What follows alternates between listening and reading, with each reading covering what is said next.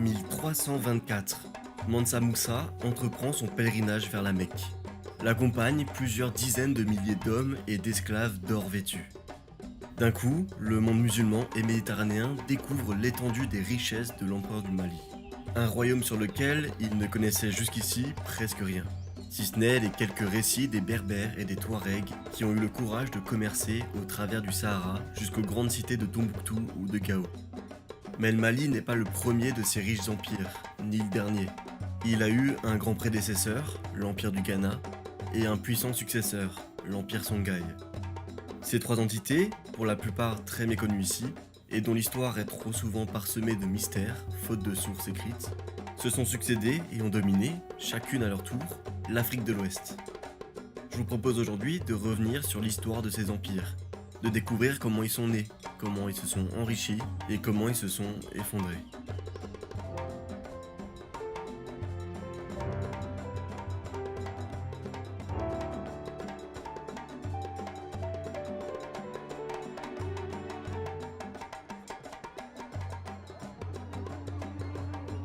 L'Afrique de l'Ouest, au sud du Sahara, était habitée par une multitude de peuples différents pendant l'Antiquité.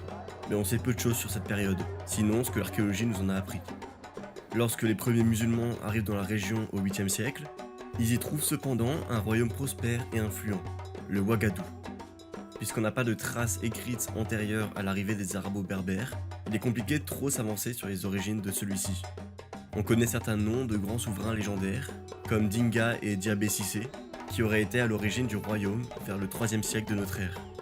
Ce qui est sûr en tout cas, c'est qu'à cette période, la région accueillait déjà différents peuples, dont les Soninké, qui sont à l'origine du royaume Ouagadou, et les Berbères.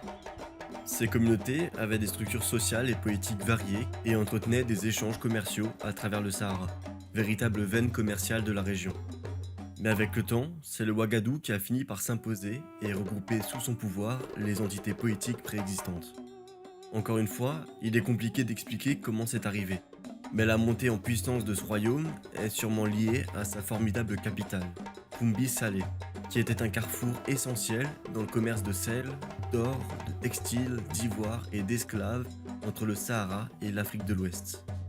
C'est depuis cette capitale que le roi gouverne son pays. Elle accueille des institutions qui produisent les lois et font fonctionner l'administration. Bientôt, au fil des conquêtes, le royaume devient un empire, qu'on connaît chez nous comme l'Empire du Ghana. Il est l'entité la plus importante de la région entre le 8e et le 13e siècle, mais il n'est pas seul pour autant. À l'ouest, on retrouve par exemple le royaume Takrour, qui domine la route commerciale longeant l'océan Atlantique, d'où on échange aussi énormément d'or, de sel et de céréales, et où les échanges d'esclaves en direction du monde musulman sont beaucoup plus importants. À l'est, on retrouve aussi l'empire du Kanem-Bornou, qui a la particularité d'avoir été le premier des grands royaumes subsahariens à adopter l'islam. Quoi qu'il en soit, la situation s'est maintenue jusqu'au XIIIe siècle, mais le Ghana a peu à peu commencé à connaître un déclin, jusqu'à s'effondrer et laisser la place à une nouvelle puissance. Celui-ci a subi plusieurs catastrophes qui l'ont poussé vers sa chute. Il a souffert de conflits internes liés à sa surexpansion, les luttes pour le pouvoir et l'agitation des régions soumises l'ont fragilisé au fil du temps. À ceci se sont ajoutées les offensives des Berbères qui, pendant la période d'expansion du royaume almoravide, sont entrés en conflit avec le Ghana. Plusieurs villes sont alors capturées par les musulmans, dont la capitale Koumbi Salé, qui est prise en 1076, ce qui est une catastrophe pour l'Empire. L'influence des Almoravides s'est aussi faite ressentir sur le plan religieux. Leur arrivée a accéléré l'islamisation des dirigeants et des élites du Ghana. Mais ce n'est pas tout. Ce dernier a aussi énormément souffert de l'épuisement de ses mines d'or, qui était un facteur important de sa prospérité. Le désert s'est également étendu, ce qui a eu un lourd impact sur son agriculture. Les routes commerciales elles-mêmes se sont déplacées vers de nouveaux centres d'échange, ce qui lui a fait perdre une partie de son influence. Le déclin et la perte de contrôle de l'Empire sur ses anciens territoires permettent toutefois la naissance de nouveaux royaumes. Ce sont eux qui vont se partager l'Afrique de l'Ouest par la suite.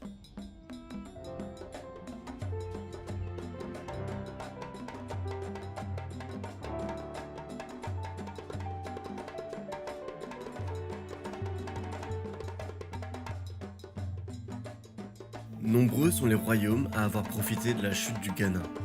C'est le cas du Kanem Bornou à l'est, du royaume Mossi, du Bénin et du Dahomey. Mais le plus important d'entre eux est le royaume Soso. Fondé à la fin du XIIe siècle au sud du Ghana, celui-ci s'étend rapidement sous l'impulsion de souverains hostiles envers l'islam. En quelques décennies, il conquiert les petits royaumes voisins et va jusqu'à s'emparer de l'ancienne capitale de l'empire, Kumbi Salé. Mais la dynastie en place, les Kanté, font régner la terreur sur leur territoire. En 1235, à la bataille de Kirina, ils sont chassés par Soundiata Keïta, un roi dont les origines se perdent parmi les légendes. Celle-ci trace des liens entre lui et le prophète Muhammad, et entre sa famille et l'ancienne dynastie de l'empire du Ghana. Quoi qu'il en soit, il s'impose comme le grand souverain de la région, chasse les Soso et rase leur capitale. C'est la naissance de l'empire du Mali, qui prend la suite du Ghana en mettant un terme aux troubles qui ont suivi sa chute. Encore une fois, on a peu de sources écrites sur son premier souverain et sur la naissance de ce royaume, mais il deviendra le plus puissant empire d'Afrique occidentale. Celui-ci se démarque largement du Soso en adoptant l'islam. Le successeur de Soundiata Keïta, Ouli, est d'ailleurs le premier empereur du Mali à entreprendre le pèlerinage vers la Mecque. Mais il ne faut pas croire que les Maliens abandonnent leurs croyances au profit de cette nouvelle religion. Une grande partie de la population conserve les croyances de leurs ancêtres, et le roi lui-même passe de l'un à l'autre. Il va à la mosquée, mais participe aux cérémonies religieuses traditionnelles. On est loin d'un souverain strictement musulman. Le territoire de l'Empire est alors très vaste et regroupe les terres de nombreux pays actuels. Il met donc la main sur les richesses incroyables de cette région, avec en premier plan ses importantes mines d'or. La ville de Tombouctou devient, elle, une grande métropole, le plus grand carrefour commercial du Sahara, où on échange l'or malien contre du sel, des textiles et de l'ivoire. Mais ce qui expose au monde arabe et méditerranéen la richesse de cet empire, c'est le pèlerinage de son plus connu souverain, Mansa Moussa. En 1324, il prend la direction de la Mecque à la tête d'une grande caravane de plusieurs dizaines de milliers de personnes, emportant avec lui une quantité gigantesque d'or. Son passage au Caire est particulièrement marquant parce qu'il y aurait distribué quantité de richesses, marquant les esprits des Égyptiens pour longtemps. Sous son règne, l'Empire du Mali connaît une période de prospérité économique et culturelle qui se poursuit sous son successeur, Mansa Sakura. L'Empire continue de s'étendre, le commerce est toujours aussi rentable et les relations avec les voisins restent bonnes. Mais c'est justement là la plus grande faiblesse de l'Empire. Il dépend énormément de ce commerce transsaharien qu'il ne contrôle pas. C'est là le terrain des marchands musulmans et méditerranéens. Si celui-ci perd en vigueur, alors la couronne et les gouverneurs perdent une grande partie de leurs revenus. Et c'est bien ce qui se passe au XVe siècle, tandis que de nouvelles routes commerciales apparaissent, notamment liées à l'arrivée des Portugais en Afrique.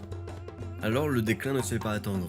Le Mali souffre d'une perte d'influence en Afrique occidentale, tandis qu'il subit des invasions de la part des peuples touaregs, qui s'emparent de Tombouctou vers 1430, et d'un ancien royaume vassal, le Gao. Il souffre aussi du même mal que le Ghana avant lui. Certaines de ses plus importantes mines d'or s'épuisent dans la région de Boué. L'Empire du Mali s'apprête alors à être renversé par l'un de ses anciens vassaux.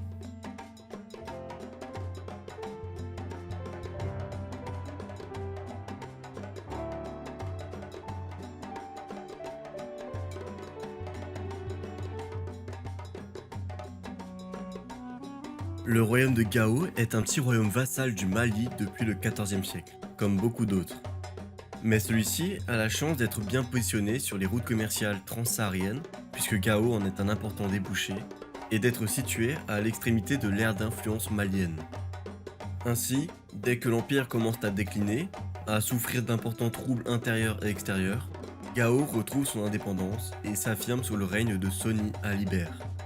Celui-ci ne perd pas de temps et chasse rapidement les Touaregs de Tombouctou, récupérant cette ville essentielle qui lui offre puissance économique et légitimité.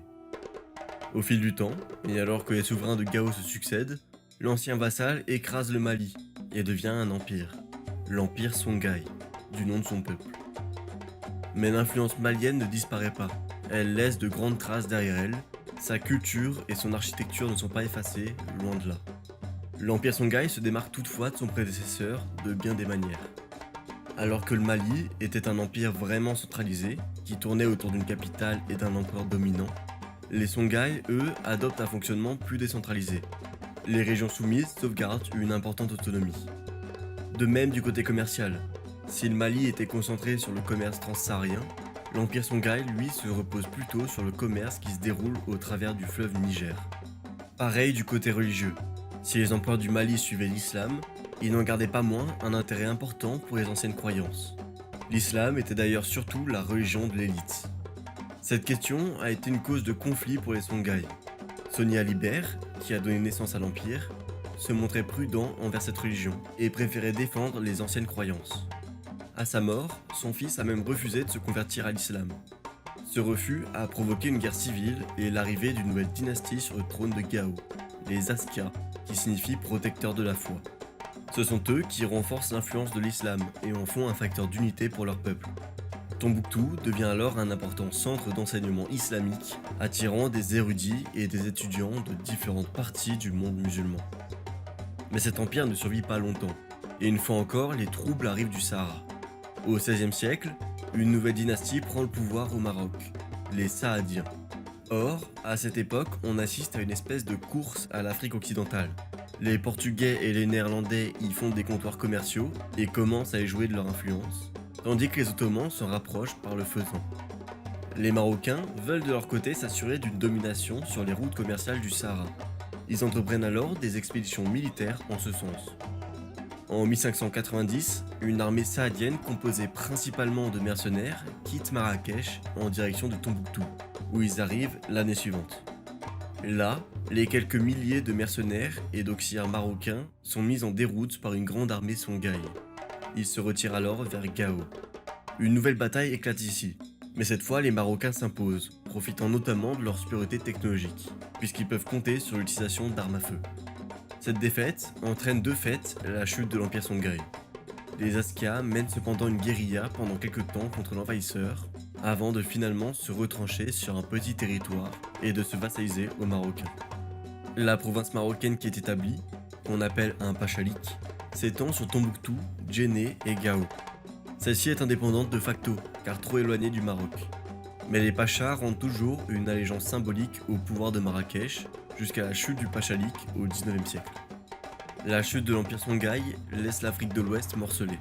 Celle-ci ne sera plus jamais réunie sous la domination d'un grand empire jusqu'à l'arrivée des Européens.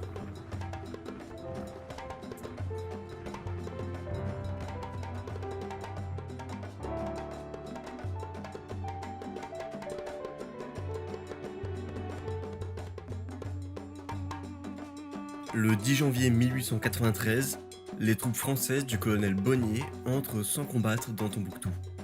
La ville n'est plus aussi splendide qu'autrefois. Sa richesse est envolée après que les Marocains et les Touaregs s'en soient disputés la domination. Mais son prestige, lui, reste intact.